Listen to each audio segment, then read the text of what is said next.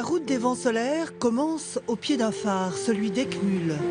À ses pieds, une mer furieuse, une côte pleine de récifs, longtemps considérée comme l'une des plus dangereuses de France. Prendre cette route entre Pinmar et la pointe du Raz sur 65 km, c'est entreprendre un voyage sur les traces d'autres hommes il y a 400 000 ans et se laisser enrôler entre la terre, la mer et le vent. Trois éléments à tel point indissociables que même les pêcheurs rencontrés sur le bord de la route parlent gibier. On est tranquille, une belle route. Maintenant elle est carrossable, quoi. Avant c'était un chemin, quoi. On voit du gibier, des lapins, des lièvres régulièrement, c'est agréable, quoi. Ouais, le matin de bonne heure, ouais. Première étape après le phare d'Eckmühl, la torche. Tous les surfeurs, kitesurfers, véliplanchistes d'Europe connaissent ce nom.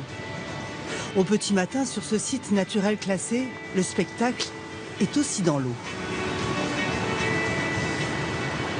J'arrive souvent le matin pour prendre quelques vagues ou essayer d'en prendre.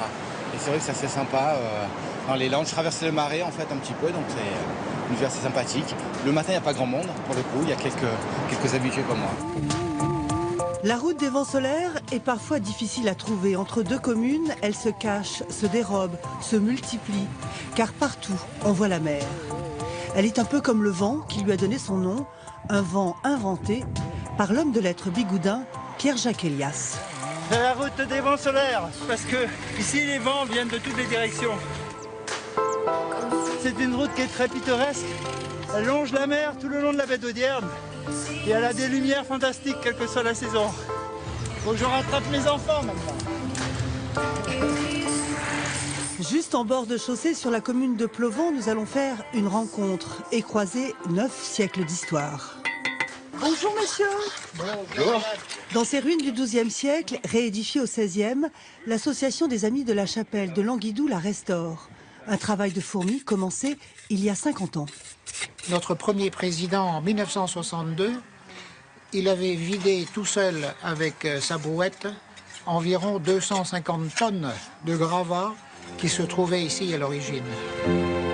Ici, depuis la nuit des temps, les hommes ont migré par bateau entier, marché sur ces routes et livré leur âme à Dieu. Et comme nous, ils sont allés à pied jusqu'au bout de la Bretagne, à la pointe du Raz. Ça apporte beaucoup de force, le fait que ce soit préservé, l'esprit sauvage, c'est ressourçant je trouve. Et puis c'est apaisant en même temps. Je vide ma tête quoi, c'est ça qui est bien, donc c'est plutôt, ça aide à se recentrer on va dire, on oublie les petits problèmes. Classée grand site de France, cette extrémité ouest de la Bretagne attire toute l'année nombre de touristes venus trouver ici un moment d'éternité.